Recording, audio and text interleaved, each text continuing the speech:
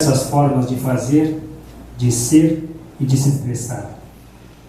Desde muito cedo, a população do nosso município participa e executa em atividades, em eventos, com entidades, valorando as nossas tradições, entre elas o tiro, a gastronomia, a música, o folclore, as festas típicas, as danças, o teatro, a literatura, o artesanato, o patrimônio histórico, cultural e demais manifestações artísticas.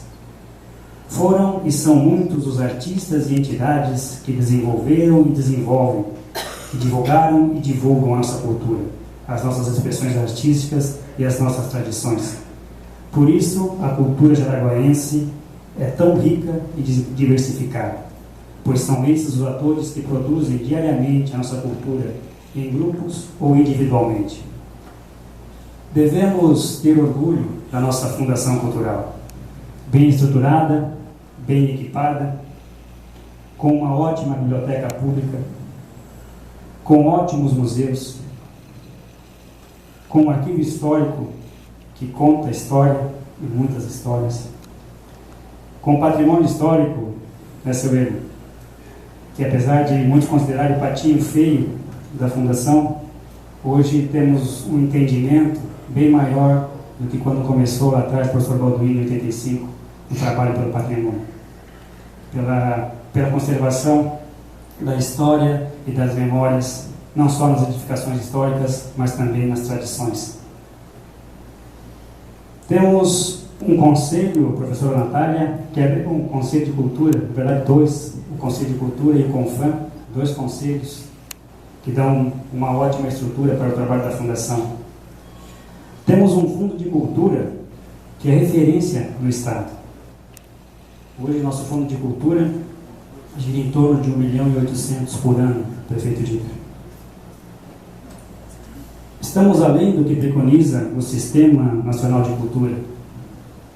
Nos orgulhamos, sim, dessa fundação, tenho orgulho de fazer parte dessa fundação, pois a grande maioria das cidades catarinenses, e aqui só falando das cidades catarinenses, não indo para o nacional, sequer tem uma divisão de cultura, sequer tem um funcionário trabalhando na cultura. Então precisamos nos orgulhar muito. E às vezes cidades que têm fundações estão tentando ainda retroagir e fechar suas fundações. Precisamos evidenciar e respeitar a história dessa autarquia, parte dela contada na exposição que se encontra aqui no hall de entrada da Câmara.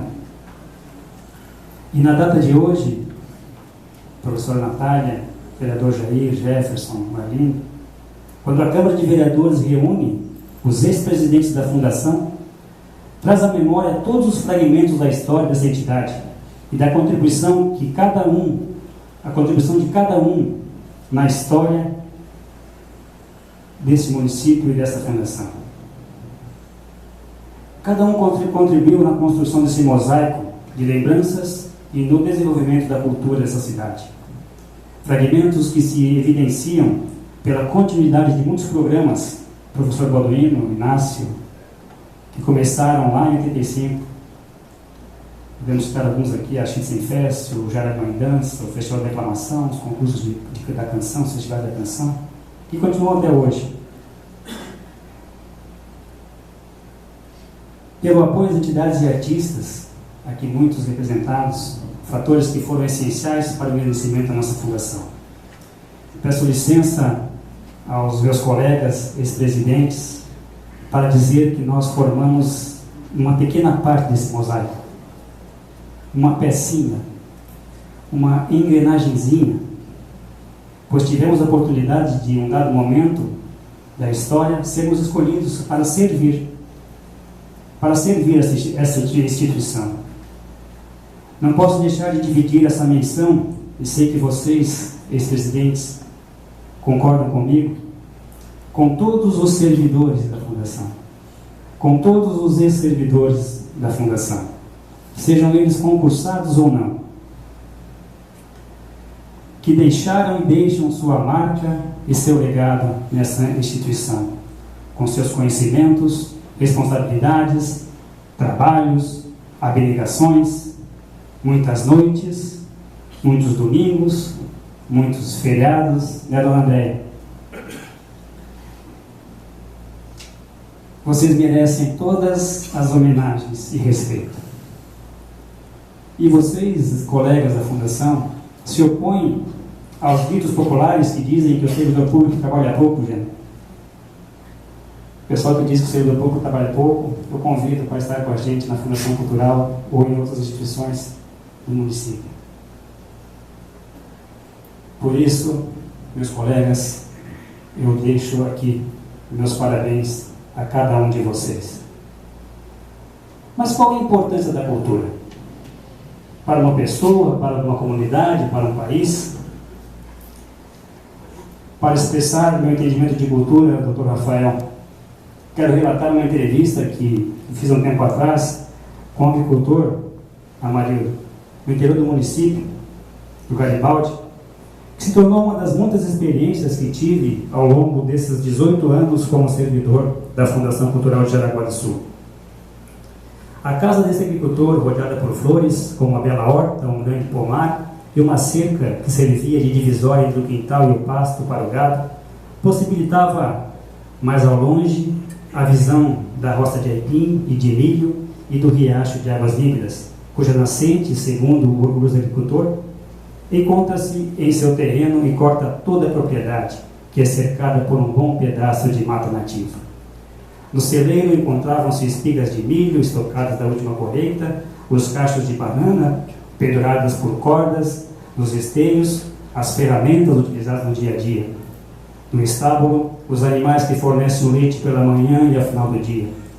Na cozinha, um queijo fresco enrolado em um pano de prato e um pão de milho sobre a mesa. O armário de madeira, todo decorado com fotos de ocasiões especiais. O fogão a lenha, cozinhando batata doce, colhida pela manhã, e a galinha batida no dia anterior. Logo acima, toucinhos e linguiças pendurados para defumar, enquanto da despensa sentia-se o cheiro de leite e ricota. Nos fundos da casa via-se o forno de barro construído para assar pães, cucas, strudel e outras delícias, nos dando a sensação de voltarmos ao tempo. Dirigimos-nos para a varanda a fim de começar a entrevista e, como que em um emaranhado de fios, foram se desenrolando e tecendo histórias, lembranças, fatos, crenças e costumes. Um vizinho se aproximou e ambos se cumprimentaram como se fizesse muito tempo que não se encontravam. As conversas entre si fluíram em uma velocidade acelerada, no dialeto que aprenderam com seus antepassados, que às vezes se misturavam ao português carregado de sotaque. A euforia do diálogo parecia uma extensão do assunto que ficara pendente na noite anterior. Trataram-se carinhosamente por apelidos, e o riso saía fácil a cada brincadeira. Vocês devem estar se questionando o que é o cardápio do almoço daquele agricultor, o modo como ele conserva seus alimentos guardados no celeiro, seu forno de barro, a divisão de sua casa tem a ver com as comemorações dessa noite. Quero justamente propor, com este breve relato, uma reflexão a respeito da cultura que nos rodeia e que muitas vezes nem nos percebemos. Independente se é uma casa no interior do município ou aqui no centro, se a comida é feita no fogão a lenha ou no micro-ondas, se a conversa na varanda ou através do WhatsApp, a cultura se transforma e nós temos que acompanhar essas transformações. Pois a cultura é tudo que as pessoas fazem, é o mundo que elas inventam a cada instante, o mundo que elas imaginam e põem sobre o seu. É o comportamento coletivo, é o jeito de ser do povo, é a soma de todos os hábitos, atos, fatos e feitos que o homem cria no seu viver. A cultura é herdada, apropriada e compartilhada. Muitos estudiosos concordam que todos os pilares que sustentam a cultura, como a língua, os costumes, as normas, as instituições, as expressões, os ritos, os saberes, os fazeres, as formas construtivas, formam a identidade e o nosso patrimônio cultural. Geralmente, as transformações culturais não são atos voluntários de um grupo, de uma cidade, mas a preservação, o fomento, o incentivo, as mais diversas manifestações culturais, sim. Aqui destaco o papel da Fundação Cultural e de muitas outras entidades e pessoas. Assim, a identidade de um povo, em grande parte, depende da forma como ele se relaciona com a sua cultura. A cultura é parte da identidade do indivíduo em relação ao grupo ao qual ele pertence. Ela proporciona a identidade coletiva com referências e valores. Quando não há esse sentimento, não há o sentimento de pertencimento, a identidade se esfacela. A cultura oferece o conhecimento e as técnicas que permitem o homem sobreviver física e socialmente. Portanto, preservar e fomentar a cultura de uma comunidade é preservar sua identidade e seu direito à cidadania. Parabéns à Fundação Cultural por esses 30 anos.